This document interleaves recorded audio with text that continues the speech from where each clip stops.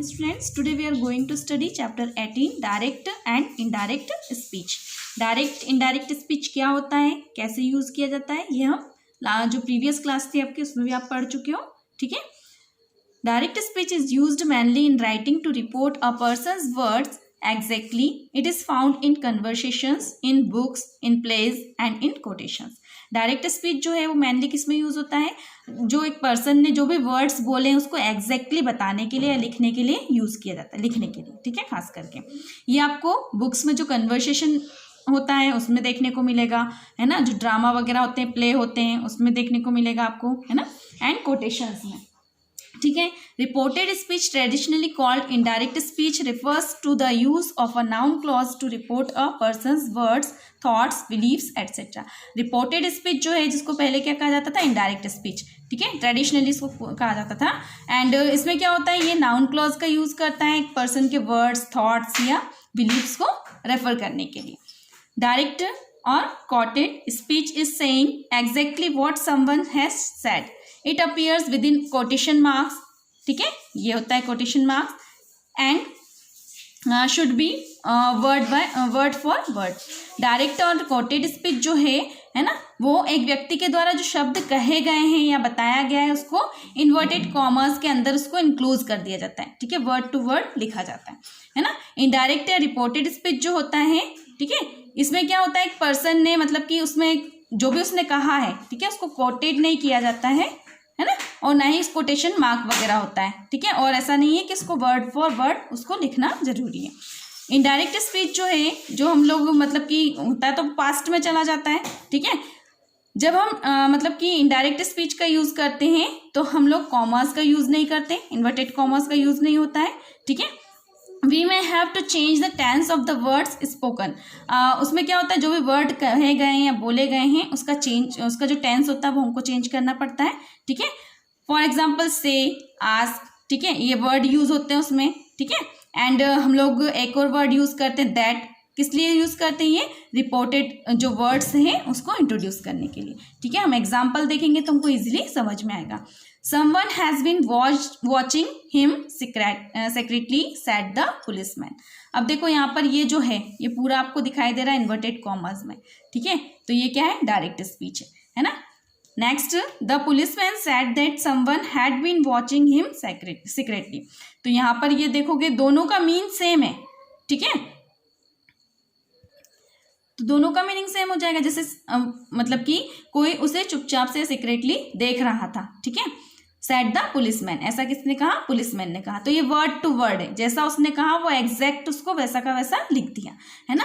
और यहाँ पर जब हम उसको इनडायरेक्ट में कन्वर्ट करेंगे तो क्या हो जाएगा, the policeman said that someone had been watching him secretly. यहाँ पर देखो टेंस चेंज हो गया. ठीक है. तो इनडायरेक्ट स्पीच में क्या होता है, टेंस चेंज हो जाता है, इन्वर्टेड कॉमास हट जाता है, दैट वर्ड यूज होता है. ठीक है. ये हम पहले भी पढ़ चुके हैं, है ना. दोनों सेंटेंस का मीन जो है वो सेम है. ठीक है. लेकिन उसका लिखने का जो तरीका है वो क्या हो गया, डिफरेंट हो गया. ठीक है. यहाँ पर हम इसमें कुछ डिफरेंस है वो समझेंगे. Direct speech, indirect speech, they are always enclosed within inverted commas. Direct speech जो है, जो अभी हमने पढ़ा कि वो इन्वर्टेड कॉमर्स में इनक्लोज्ड होता है. ठीक है. जैसे ये इन्वर्टेड कॉमर्स में है. ठीक है, इनक्लोज है. और इनडायरेक्ट स्पीच कौन सा था, ये वाला, इसमें क्या हुआ, इन्वर्टेड कॉमर्स यूज नहीं होता है. ठीक है. A comma is used to separate the direct speech and the reporting verb. एक डायरेक्ट स्पीच और रिपोर्टिंग वर्ब, ये रिपोर्टिंग वर्ब होती है, ये डायरेक्ट स्पीच होती है. इन दोनों को सेपरेट करने के लिए कॉमा का यूज होता है, जैसे ये है ना. No such comma is necessary. इस सेंटेंस में इनडायरेक्ट स्पीच में कोई कॉमा की जरूरत नहीं होती है. ठीक है. ये इनका डिफरेंस होता है. For example, the leader said. अब देखो यहाँ रिपोर्टिंग वर्ब है ये. ठीक है. और ये हुआ डायरेक्ट स्पीच. इन दोनों के लिए देखो बीच में क्या हुआ कि किसका यूज किया हमने, कॉमा का यूज किया इनको सेपरेट करने के लिए. ठीक है. इसी टाइप से ये वाला जब हम इसको इनडायरेक्ट में कन्वर्ट करेंगे तो क्या हो जाएगा, the leader said that they had won the war against corruption. ठीक है. तो यहाँ पर हम लोगों ने दैट का यूज किया, कॉमा हटाया, यहाँ से ये इन्वर्टेड कॉमा हट गया, वी से दे बन गया. ठीक है. यहाँ टेंस चेंज हो गया. ठीक है. ऐसा सब कुछ क्यों हुआ, इसके कुछ रूल्स हैं. ठीक है, जिसको हम पढ़ेंगे. Rules for the change of tense. Tense change करने के लिए यहाँ कुछ रूल्स दे के रखे हैं. जैसे if the reporting verb of the direct speech is in present और फ्यूचर टेंस. रिपोर्टिंग वर्ब कौन सी होती है, ये वाला जो पार्ट होता है ना, इसमें जो वर्ब होती है उसको रिपोर्टिंग वर्ब बोलते हैं, जैसे ये, ठीक है। अगर रिपोर्टिंग वर्ब सेंटेंस में कौन से टेंस में हो, प्रेजेंट टेंस या फ्यूचर टेंस में हो, ठीक है, ये वाली, ठीक है, तो क्या होगा, the tense of verb in the indirect speech will not change. तो इनडायरेक्ट स्पीच का मतलब ये वाला जो टेंस जो होगा वो चेंज नहीं होगा। कब, जब ये वाली वर्ब हमारी या तो फ्यूचर टेंस में होगी या किस में होगी, प्रेजेंट टेंस में होगी। For example, mister Sharma our teacher says you must prepare for the competition, ठीक है। हमने यहाँ देखा कौन सी वर्ब आ गई, कौन से टेंस में आ गई है, प्रेजेंट टेंस में आ गई, ठीक है।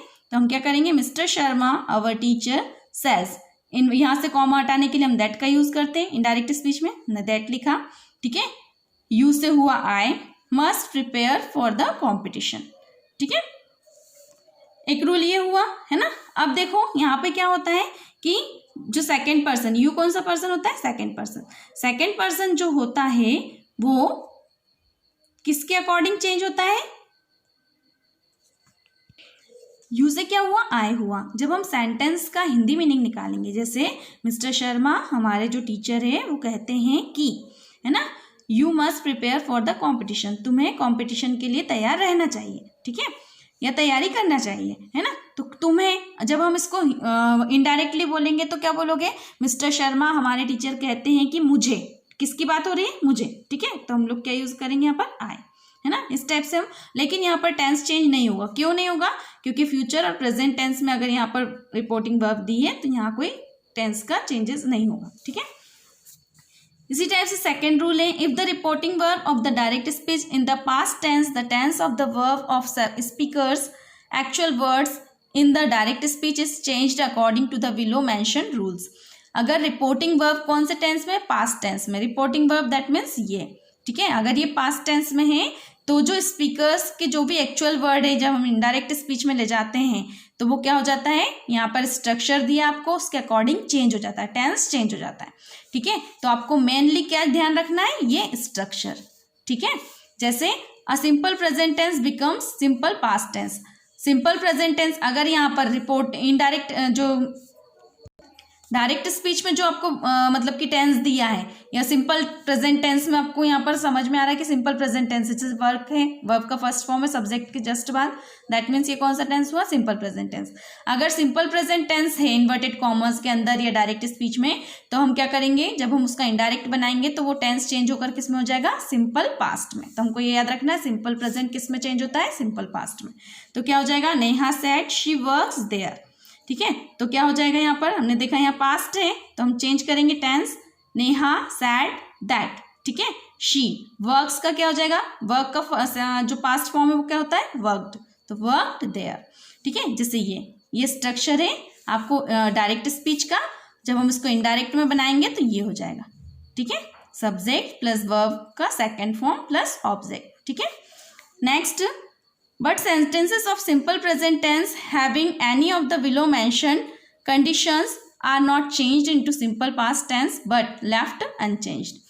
अगर simple present tense में आपको दे के रखी है verb यहाँ पर, ठीक है, लेकिन कुछ नीचे कंडीशंस दे रखी है, अगर ऐसी कंडीशन होती है तो यहाँ पर टेंस चेंज नहीं होगा। क्या क्या कंडीशन, जैसे universal truth, scientific fact, proverb, habitual fact, ठीक है। अगर ये कंडीशन है सेंटेंस में तो वो चेंज नहीं होगा। जैसे द टीचर सेड, ठीक है, said that the earth is round, ये क्या है, यूनिवर्सल ट्रूथ है कि अर्थ राउंड है, ठीक है।